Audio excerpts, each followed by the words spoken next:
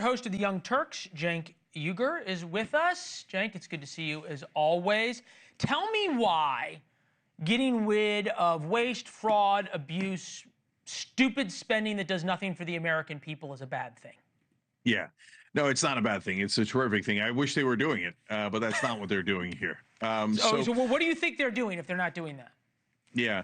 So, look, the right way to cut waste, fraud, and abuse is to try to look for it. So that would require you to not take a blind hatchet to these programs and to these employees, but to figure out what is the fat and what is the muscle.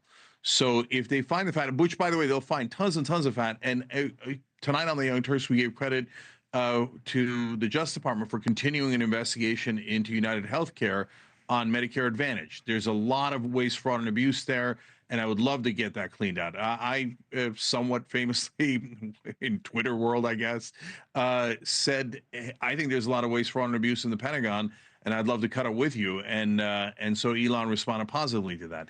But in order to do that, you got to see, okay, but what is the abuse? What is the fraud? If you just start cutting without checking, how the hell do we know if it's fraud or if it's something that's essential? But I guess the point is, right, we don't really know, right? We actually don't know what has been cut. There seems to be an awful lot of freak out here, and I have sympathy for people who all of a sudden had a job and have a mortgage and then all of a sudden get fired. So point made there. There's a lot of jobs in the private sector people can go out to get. But at some point, we don't really know what's being cut, and everyone's so angry. Everybody's so angry about this email from Elon Musk. Jack Welch was famous when he built GE for cutting the bottom 10% of his workforce every year. That's just the way they did things. Why shouldn't the best practices of the corporate world come into government? Yeah, because it's not a private organization. So, for example, when Elon Musk cut Twitter when he first came in, he cut an extraordinary amount of people and then realized it was a mistake and started rehiring some of those folks. But in the meanwhile, Twitter had glitch after glitch, and it had a whole host of problems. And by the way, then content that was previously banned and probably should be banned, child porn, Nazi stuff, et cetera, started going back on the program, going back on the platform. So, but when you do that, when it's your own private company, hey, it's your money to lose. And that's your business, not my business. But when you do it with a government and you cut somebody's cancer research, or if they ever make this mistake, cutting someone's check for Social Security, Medicare, or Medicaid, they're not going to do that. You're going to have massive, no, but they're not going to do that. They're not going to do that. But Leland, how do you know? Because they're cutting with a hatchet, not with a scalpel. Well, and they're not even looking half the time before they cut.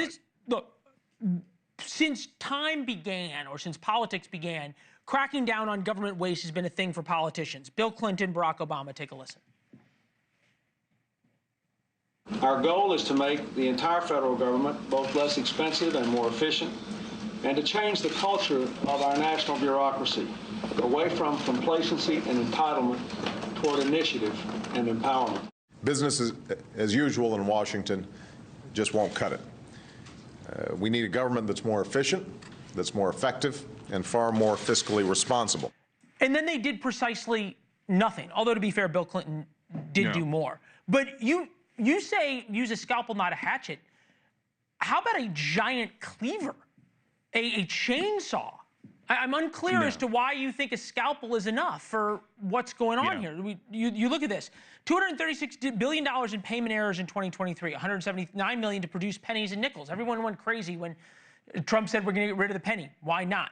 $3.3 billion on furniture for federal offices, which at times are sometimes only 20% occupied. $67.4 million in environmental justice grants. What is wrong with a hatchet? Yeah, well, first of all, if you use a hatchet, you don't even know that you're going to get those programs, and you might accidentally be cutting money for veterans. And we've already seen them commit error after error. Yeah, no, we have. They cut the program for keeping the nukes safe, and they're like, "Oops, yeah, we're going to need those guys back right away." So this is not the smart way to do it. Nothing happened with the nukes. Everything was fine.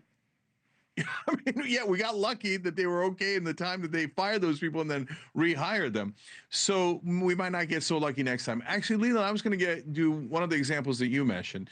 So I believe that Bill Clinton and Al Gore actually did it right. And back then I was a Republican, and I still gave them credit for it because they actually spent a lot of time doing that. And then it wasn't empty talk. They actually did cut.